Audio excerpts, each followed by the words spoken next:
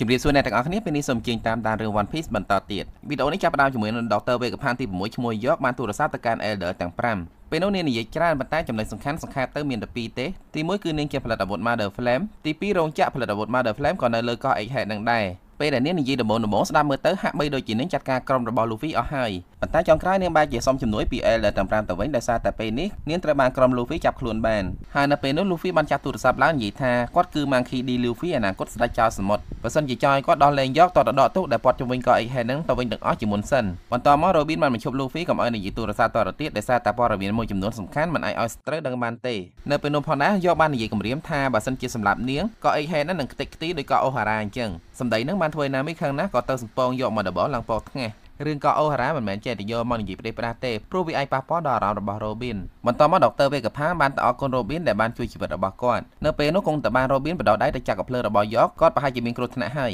គេបានលេងលម្អិតថាហេតុអីបានជា Robin មានរបួសទេគ្រាន់តែត្រួតថានាងបានជួបជាមួយនឹង Seraphim ហើយខាខូជាអ្នកជួយសង្គ្រោះជីវិតរបស់នាងចុងក្រោយគឺ Zoro ជាអ្នកចូលទៅជួយជីវិតរបស់ខាខូនិយាយពីក្រុម Seraphim ទាំង4វិញពេលនេះជាប់នៅក្នុងពពុះអស់ហើយសូមលើកឡើងវិញពពុះអស់ហ្នឹងមានថាមពលទឹកសមុទ្រអាចទប់ទល់ជាមួយនឹង Devil Fruit បាននៅពេលហ្នឹង Frankie បានទៅអរគុណ Hancock តូចដែលជួយដោះលែងគាត់ជប់ឲ្យគាត់ខ្លាចទៅជាថ្មចាំមែនទេកាលពី2វីដេអូមុន Frankie, Lilith ហើយនិង Usopp ត្រូវបាន Hancock តូចធ្វើឲ្យខ្លាចទៅជាថ្មហើយមូលហេតុដែល Hancock តូចព្រមដោះលែងពួកគេគឺដោយសារតែ Luffy ទៅអំបរនាងយើងដឹងហើយថា Hancock ធំលួចក្រាស់ Luffy ហើយនៅពេលដែល Dr. Vegapunk យក DNA របស់ Hancock ធំមកក្លូនជា Hancock តូចអារម្មណ៍ស្នេហារបស់នាងចំពោះ Luffy វាដោយមកដែរពេលនេះអ្វីដែលពួកគេត្រូវធ្វើគឺបិទខែលការពារដែលព័ទ្ធជុំវិញ Labo បើមិនចឹងទេពួកគេមិនអាចចេញដំណើរបានទេហើយខែលការពារនឹងគឺយកជាអ្នកដាក់លេខសម្ងាត់ទោះជាវាយនាងឲ្យងាប់ក៏នាងមិនប្រាប់ថាលេខសម្ងាត់អីខ្លះដែរប៉ុន្តែ Dr. Vegapunk មិនឲ្យចាញ់ចិត្តទេគាត់អេលីសានហើយនិងអេឡាក៏ចាប់ផ្ដើមនាំគ្នារាវលេខកូដសម្ងាត់ហើយក្នុងពេលជាមួយគ្នា Luffy, Frankie, Bonnie ហើយនិង Lilith នាំគ្នាធ្វើដំណើរទៅយកទូសានីមកដាក់ក្បែរ Labo ឲ្យតែបិទខែលការពារបានភ្លាមពួកគេអាចចេញដំណើរបានផ្លែត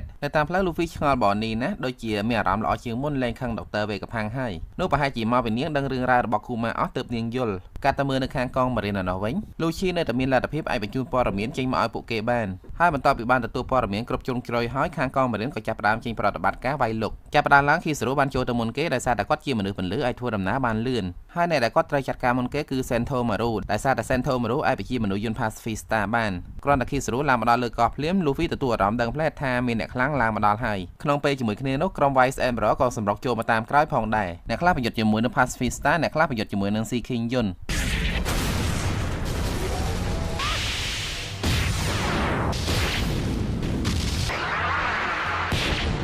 ត្រឡប់ទៅមើលការប្រយុទ្ធរវាង Sentomaru ហើយនិង Kizaru វិញមើលទៅ Sentomaru មិនអាចស៊ូរួចជាមួយនឹង Kizaru បានយូរទេតាមពិតទៅ Sentomaru នឹងធ្លាប់ជាកូនសិស្សរបស់ Kizaru កាលពី Sentomaru នៅតូច Dr. Vegapunk ហើយនិង Kizaru បានជួប Sentomaru ដោយចៃដន្យកាលនោះ Sentomaru ពិតជាខ្លាំងណាស់ខ្លួននៅតូចសោះអាចផ្ដួលខ្លាឃ្មុំអស់ជាច្រើនក្បាលប៉ុន្តែមិនដឹងមូលហេតុអីទេអ្នកភូមិបានបណ្ដេញគាត់ចេញពីភូមិមិនឲ្យគាត់ចូលភូមិឡើយដល់ពេលអញ្ចឹង Dr. Vegapunk ក៏បានជួយចិញ្ចឹមគាត់ចំណែក Kizaru ក៏បានជួយបង្ហាត់ក្បាច់គុណឲ្យគាត់បន្ថែមផងដែរត្រឡប់មកពេលបច្ចុប្បន្នវិញមិនយូរប៉ុន្មាន Kizaru អាចចាត់ការ Sentomaru បានហើយគាត់ក៏យកបានឧបករណ៍មីយ៉ាដែលមានអក្សរ PX នៅលើនោះដើម្បីបញ្ជាទៅកាន់ក្រុម Pacifista ចាប់ផ្ដើមឡើង Kizaru បានបញ្ជាឲ្យក្រុម Pacifista ចាត់ការក្រុម Sea King យន្តចោល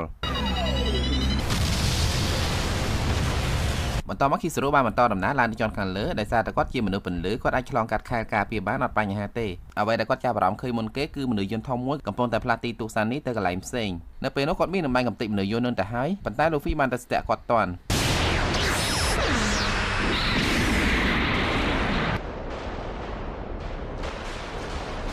ត្រឡប់ទៅមើលនៅក្នុង Labo ណោវិញបន្ទាប់ពីដឹងថាក្រុម Marine ចាប់ផ្ដើមចេញប្រតិបត្តិការ Luffy ក៏ស្ទុះវឹបចង់ទៅចាត់ការ Dr. Vegapunk ចោលតែ Stussy បានយកខ្លួនទៅពាំងឃើញចឹង Zoro ខឹងណាស់ក៏ស្ទុះទៅកាប់ Luffy ឲ្យខ្ទាតចេញទៅខាងក្រៅដើម្បីប្រយុទ្ធគ្នាបន្តទៀតត្រឡប់ទៅមើល Luffy វិញពេលនេះគាត់បានប្រើហ្គេទី4វាយជាមួយនឹង Kizaru ប៉ុន្តែតម្រងមួយនឹងមើលទៅមិនរួចជាមួយនឹង Kizaru ទេហើយត្រូវបាន Kizaru វាយបកវិញឡើងចាស់ដៃខ្ទេចទាំងមនុស្សយន្តធំទៀត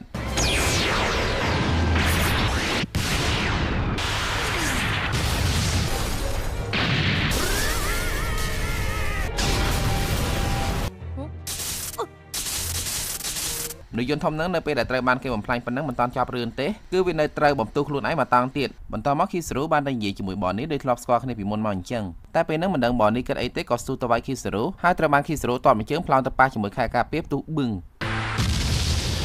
ឃើញចឹង Frankie ខាងណាក៏ចង់ប្រើ Radical Beam បាញ់ Kizaru ប៉ុន្តែ Kizaru មិនបានខ្វល់ជាមួយគាត់ទេក៏បន្តដំណើរទៅធ្វើការងារគាត់បន្តទៀត កាត់ទៅមើលក្រុមដុកទ័រវេកផាងវិញពេលនេះពួកគាត់បានរៀបឃើញលេខកូដសម្ងាត់អាចបិទប្រព័ន្ធខែលការពារបានហើយនៅពេលនោះដុកទ័រវេកផាងបានពឹងឲ្យជីនបេនិងសានជីជួយឡើងទៅជាន់ទី2យកឲ្យបានរបស់គាត់រួចហើយអានឹងចេញដំណើរទាំងអស់គ្នាក្រោយមកមិនយូរប៉ុន្មានគីសេរូបានទៅដល់ទីនោះធ្វើឲ្យម្នាក់ៗមានការភ័យតក់ស្លុតបន្តិចទេក្នុងពេលជាមួយគ្នាស្រាប់តែមានសម្លេងផ្ទុះហើយរង្គើយ៉ាងខ្លាំងមិនដឹងថាមកពីហេតុអីទេហើយបន្តិចក្រោយមកឃើញថាលូហ្វីបានប្រាកាយខ្លាយទៅជានីកាហើយនៅពេលនោះគេក៏បានបង្ហាញឃើញថាមនុស្សយន្តដែលមានអាយុកាល900ឆ្នាំនៅកំណត់អេតចាយក៏ចាប់ផ្ដើមដំណើរការផងដែរត្រឡប់ទៅមើលលូហ្វីវិញគាត់បានឈោងដៃទៅចាប់គីសេរូឡើងជាប់បន្ទាប់មកក៏គវីកវត្តហើយគប់គីសេរូឡើងទៅដល់ឋានអវកាសចំណែកគ្នាលូហ្វីផ្សេងទៀតឆ្លៀតពេលគីសេរូកំពុងតែជាប់ដៃប្រយុទ្ធជាមួយលូហ្វីពួកគេចង់ឆ្លៀតដងគ្នាឡើងទៅទូកសានីហើយនៅពេលនោះដុកទ័រវេកផាងស្រាប់តែឃើញបននេះរត់នៅជាន់ខាងក្រោមតែម្នាក់ឯងមើលទៅដុកទ័រវេកផាងមានការព្រួយបារម្ភពីសុខភាពរបស់បននេះខ្លាំងណាស់គាត់បានទូរស័ព្ទទៅស្ដីហ្វ្រេងគីដែលបណ្ដាលឲ្យគីសេរូទាត់បននេះអញ្ចឹងហើយឆ្លៀតពេលដែលអេឡាស់ចង់ចុះទៅខាងក្រោមដើម្បីដណ្ដើមកាន់កាប់មនុស្សយន្ត Pacifista វិញដុកទ័រវេកផាងក៏សម្រេចចិត្តចុះទៅជាមួយក្នុងពេលជាមួយគ្នាសានជីដែលនៅជាន់ទី2ក៏ស្ដាប់ឮតាមទូរស័ព្ទដឹងថាគីសេរូទាត់បននេះផងដែរក៏មានអារម្មណ៍ថាក្តៅចិត្តដូចភ្លើងហើយក៏សុំចេញទៅជួយបននេះជាមួយគ្ន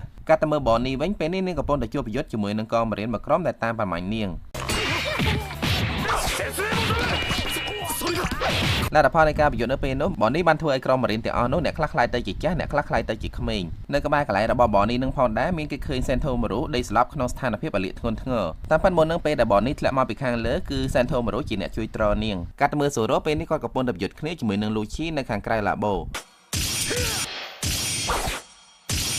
នៅពេលនោះលូហ្វីក៏បានសួរសូរ៉ូផងដែរថាឲ្យគាត់ជួយអត់ហើយសូរ៉ូក៏តបវិញថាមិនបាច់ជួយទេគាត់ទៅទប់ទល់ជាមួយនឹងគីសេរូទៅនិយាយដើមទៅហាមដល់គីសេរូក៏បានត្រឡប់មកវិញហើយលើកនេះគាត់បានបែងភាគច្រើនជាងមុននៅពេលនោះលូហ្វីខំប្រយុទ្ធទប់ទល់ឡើងមកអស់ចិត្តដែលតាមការពិតទៅគីសេរូទាំងអស់នោះសុទ្ធតែជាសាដូក្លូនតែប៉ុណ្ណោះចំណែកឯគីសេរូពិតប្រាកដបានទៅចាប់អូសោសួរចម្លើយថាពេលនេះដុកទ័រវេកផាងនៅណាសំណាងណាស់ដែលដុកទ័រវេកផាងបានចេញពីឡាបូនៅមុននឹងបន្តិចគាត់នឹងអេឡាកំពុងតែចុះទៅខាងក្រោមដើម្បីជួយបននេះហើយនឹងដណ្ដើមការកាត់ក្រុមមនុស្សយន្ត Pacifista នៅពេលនោះយើងក៏ឃើញថាសានជីក៏តោងមកជាមួយផងដែរយានជំនិះរបស់ដុកទ័រវេកផាងពិតជាពិសេសណាស់ដោយពពុះអញ្ចឹងតែចេញចូលបានអត់បែកទេនៅពេលនោះគីសេរូបានកលែកឃើញដុកទ័រវេកផាងហើយក៏បាញ់ដុំពលឺទៅកាន់គាត់សំណាងដែរដែលមានលូហ្វីនៅនឹងអាចហាមាត់ញ៉ាំដុំពលឺនោះបានដោយចំណីរបស់គាត់អញ្ចឹង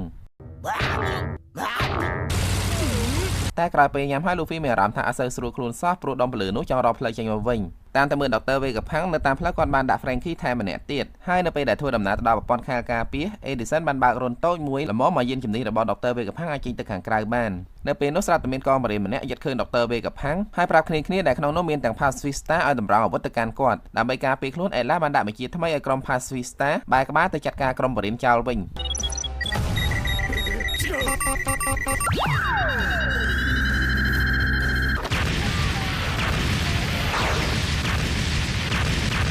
ញការប្រយុទ្ធនៅលើនេះឆ្នះឬចាញ់វាអាស្រ័យទៅលើអ្នកណាអាចគ្រប់គ្រងមនុស្សយន្ត Pacifista បានអញ្ចឹងនៅពេលនេះមើលទៅក្រុមរបស់ដុកទ័រវេកផាងមានប្រៀបខ្លាំងជាងបន្តមកដុកទ័រវេកផាងបានប្រាប់ឲ្យអេឡាជួយស្រែកហៅបននេះហើយសានជីក៏បានជួយផងដែរសម្រាប់សានជីគាត់មានរ៉ាដាពិសេសរបស់គាត់មួយយ៉ាងចាប់ទីតាំងរបស់ស្រីស្អាតខ្លាំងជាង GPS ទៀតក្រោយពេលចាប់ទីតាំងរបស់បននេះបានហើយសានជីក៏ចេញដំណើរទៅមុនព្រោះយានរបស់ដុកទ័រវេកផាងយឺតណាស់អត់ទាន់ចិត្តគាត់សោះតាមទៅមើលបននេះនៅពេលនេះមានកងបរិញ្ញា2-3នាក់តាមនាងតាន់ហើយបននេះក៏បានបាញ់តដៃជាមួយនឹងកងបរិញ្ញាទាំងនោះប៉ុន្តែក្រកកំភ្លើងរបស់នេះមិនបានសម្លាប់ពួកគេទេគ្រាន់តែធ្វើឲ្យពួកគេមិនឃើញផ្ដេសផ្ដាស់ថាពួកគេបានស្លាប់ខ្លាយទៅជាឆ្អឹងហើយក្រោយមកបន្តិចស្រាប់តែមាន Pacifista ម្នាក់មកស្ទាក់ផ្លូវរបស់បននេះPacifista ម្នាក់ហ្នឹងត្រូវបានបញ្ជាដោយផ្ទាល់ដោយ Vice Admiral ម្នាក់ឈ្មោះ Blue Grass Vice Admiral ម្នាក់ហ្នឹងអត់ទៅជិះលើអីអាចបញ្ជានឹងបាននៅពេលហ្នឹង Blue Grass បានបញ្ជា Pacifista បាញ់ Laser Beam ដាក់បននេះសំណាងបានសានជីទៅជួយនាងគេចេញតាន់ក្រោយពេលរួចខ្លួនពី Laser Beam មិនទាន់បានសម្រាប់ស្រួលបួលផងស្រាប់តែមាន Vice Admiral ម្នាក់ទៀតឈ្មោះ Pomsky បានលោតមកវាយប្រហារពួកគេសំណាងដែរពេលនោះមាន Pacifista 2គ្រឿងទៀតបានចូលមកជួយប្រយុទ្ធទប់ទល់ជាមួយនឹង Vice Admiral ទាំងពីរនាក់នោះក្នុងពេលជាមួយគ្នាដុកទ័រវេកផាងក៏បានទៅដល់ហើយជួយយកសានជីនិងបននេះចេញពីទីនោះបា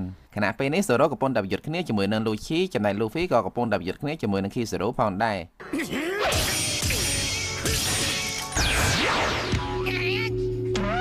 រកាត់ទៅមើលនៅលើនាវារបស់កងមរៀននៅនោះវិញតាសាធឿនដែលជា Elder ម្នាក់នៅក្នុងចំណោម Elder ទាំង5ចាប់ផ្ដើមមកចេញសកម្មភាពហើយគ្រាន់តែគាត់ចេញលេប៉ាគ្នារបស់លូហ្វីទទួលអារម្មណ៍ដឹងភ្លាមថាច្បាស់ជាមានរឿងធំតែមិនទាន់ដឹងថារឿងអីពិតប្រាកដនៅឡើយទេជាបឋមតាសាធឿនបានបញ្ជាពីចម្ងាយឲ្យមនុស្សយន្ត Pacifista ទាំងអស់បញ្ឈប់សកម្មភាពហើយដោយសារតែគាត់មានសិទ្ធិធំជាងដុកទ័រវេកផាំងមនុស្សយន្ត Pacifista ទាំងអស់ត្រូវតែស្ដាប់តាមបញ្ជារបស់គាត់ បន្ទាប់មកមេស្រាតែប្រែទៅជាខ្មៅងងឹតហើយនៅលើកោះក្រុមបរិញ្ញាបានឃើញរង្វង់វេទមន្តមួយដែលពួកគេហៅថា Pentagram នៅជុំវិញបរិវេណរង្វង់នោះមានសិតតែរន្ទះពណ៌ខ្មៅនៅក្បែរអត់បានទេហើយក្រោយមកស្រាប់តែមានរន្ទះបាញ់ចោលរង្វង់នោះផ្ទុះឡើងសាហាវក្រោយមកទៀតមានបិសាចអីមិនដឹងទេភ្នែកពណ៌ក្រហមងើបចេញពីរង្វង់នោះមកដែលតាមពិតទៅបិសាចនោះគឺតាសាធឿនគាត់ពិតជាកាចណាស់គ្រាន់តែកូនទាហានម្នាក់ផ្លន់មកហៅគាត់ថាបិសាចតាសាធឿនក៏កលៀបភ្នែកសម្រាប់កូនទាហាននោះចោលក្នុងពេលជាមួយគ្នា Kizaru បានប្រើ laser beam បាញ់ប្រហារទៅលើយានរបស់ Dr. Vegapunk បង្ខំឲ្យ Dr. Vegapunk កិច្ចឲ្យធ្លាក់ចុះទៅខាងក្រោមវិញឃើញចឹង Luffy ក៏ចូលទៅវាត់ Kizaru ម្ដាយចំពេញលំហឹង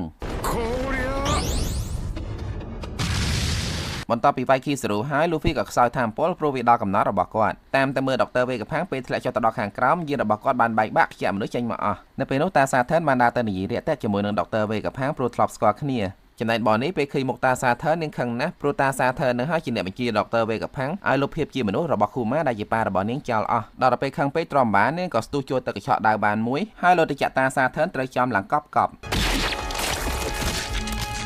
ជាការឆ្លើយតបតាសាធឿនបានបាញ់ laser ពណ៌ក្រហមចេញពីភ្នែកត្រូវចំបងនេះហើយក៏សម្បាចាប់នាងបានទៀតឃើញចឹងសានជីទ្រាំបានក៏សម្រុកចូលទៅហើយក៏ត្រូវបានតាសាធឿនបាញ់ឲ្យរបួសផងដែរបន្ទាប់មកសាធឿនបានដកដៃចេញពីខ្លួនរបស់គាត់វិញហើយឃើញថារបួសរបស់គាត់អាចជាដោយខ្លួនឯងបានភ្លាម